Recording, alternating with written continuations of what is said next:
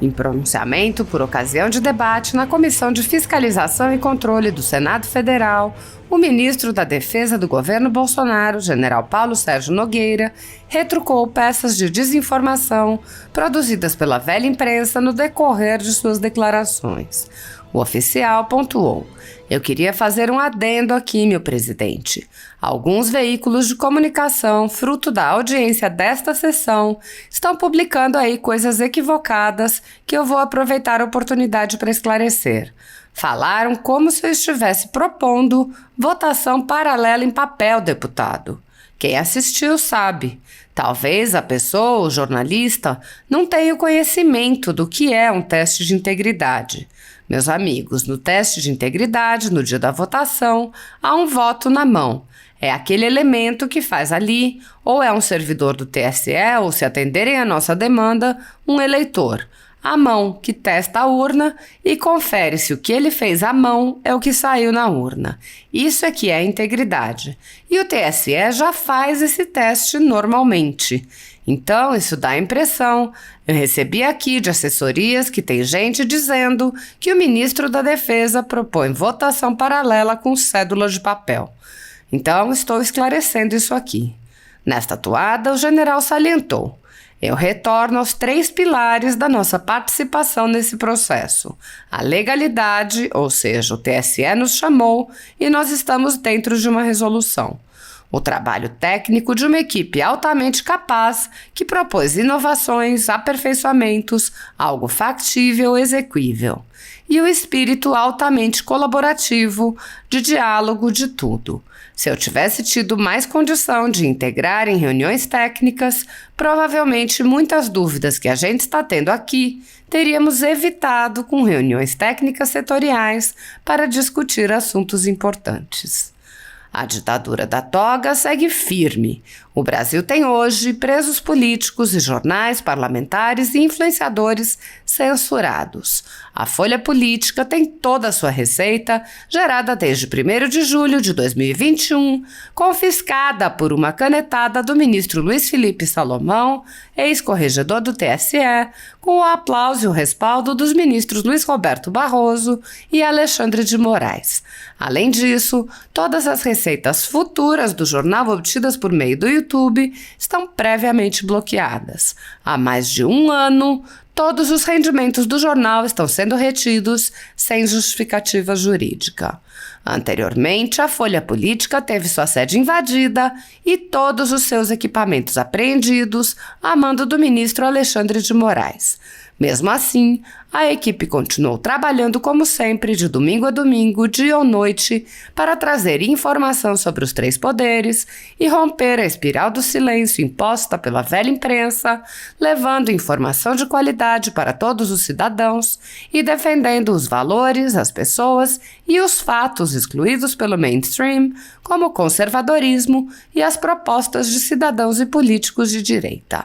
Se você apoia o trabalho da Folha Política e pode ajudar a evitar que o jornal seja fechado pela ausência de recursos para manter sua estrutura, cumprir seus compromissos financeiros e pagar seus colaboradores, doe por meio do Pix, cujo QR Code está visível na tela, ou por meio do código ajude@folhapolitica.org.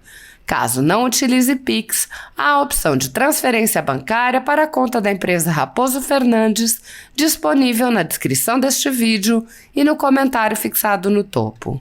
A Folha Política atua quebrando barreiras do monopólio da informação há 10 anos e, com sua ajuda, poderá se manter firme e continuar a exercer o seu trabalho. Pix ajude@folhapolitica.org. Assista. É não deixar ninguém sem resposta. Às vezes eu demoro um pouco mais, mas, por exemplo, esse questionário todo aí, aquilo que diga respeito às Forças Armadas, se mandar para a gente com o endereço eletrônico, a resposta vai chegar ao cidadão e à pessoa. Primeiro, o procurador Ximenes e o doutor Tomás, eles foram muito sobre a legalidade do registro de voto, a parte jurídica. E a gente aqui ficou muito na parte técnica da Comissão de Transparência e da entidade fiscalizadora. Então eu me sinto falta base para discutir juridicamente isso daí, mas não deixaria de recebê-lo na defesa para a gente. Eu não sei se o senhor já esteve na defesa, Ximenes, conversando com algum assessor meu. Estou à disposição do senhor. Pronto, então com relação aos dois, essa colocação. Antônio Vargas, comentar palavras de um ministro, eu acho que não me cabe, até porque às vezes são ilações e tudo. Agora, a sua preocupação, nós temos um Centro de Defesa Cibernética, que eu já disse aqui, é muito capacitada. Para vocês terem uma ideia, centenas de tentativas de ataques cibernéticos são realizados diariamente aos nossos sistemas. E é esse Centro de Defesa Cibernética que tem a condição de evitar, e quanto mais seguro, mais ataque tem, porque é incentivo ao hacker. Quando ele sabe que o assunto é que o sistema é mais seguro, é que ele tenta mesmo, senador. Para poder tentar, é brinde, é troféu, conseguir entrar num site seguro, enfim. Mas o que eu quero dizer com isso? Nós temos um Centro de Defesa Cibernética altamente capaz para nos defender de ataques cibernéticos.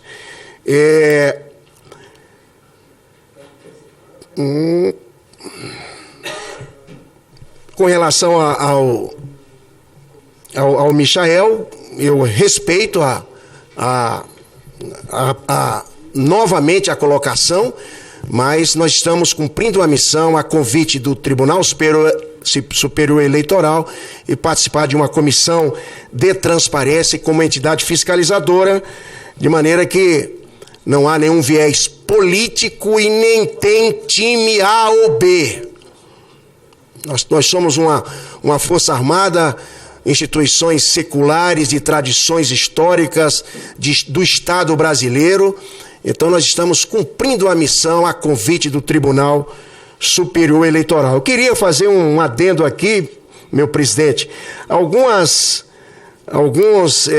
veículos de comunicação, fruto da audiência dessa sessão, estão publicando aí coisas equivocadas que eu vou aproveitar a oportunidade para esclarecer. Como se eu estivesse propondo votação paralela em papel, deputado. Quem assistiu sabe, talvez a pessoa, o jornalista, não tenha o conhecimento do que é um teste de integridade. Meus amigos, no teste de integridade, no dia da votação, há um voto na mão. Aquele elemento que faz ali, ou se é o servidor do TSE, ou se atenderem a nossa demanda de ser um eleitor, ele faz à mão, ele testa a urna e confere se o que ele fez à mão é o que saiu na urna. Isso é que é integridade. E o TSE já faz esse teste normalmente. Então dá a impressão, e eu recebi aqui de assessorias, de que tem gente dizendo que o ministro da Defesa propõe votação paralela com cédula de papel. Tá bom? Então, esclarecendo isso aqui. E finalizando, senhor presidente, mais uma vez agradecer a oportunidade. Eu retorno aos 3 pilares da nossa participação neste processo: legalidade, ou seja, o TSE nos chamou e nós estamos dentro de uma resolução. Um trabalho técnico de uma equipe altamente capaz e que propôs inovações, aperfeiçoamentos, algo factível, execuível e com um espírito altamente colaborativo, de diálogo, de tudo.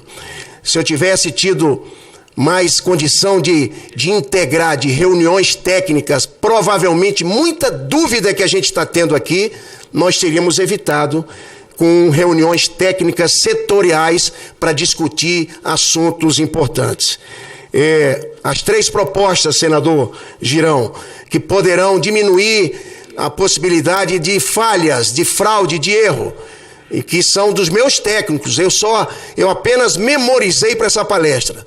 São essas pessoas aqui que dizem que um teste de integridade nas condições de votação no dia, usando o eleitor com biometria, 10.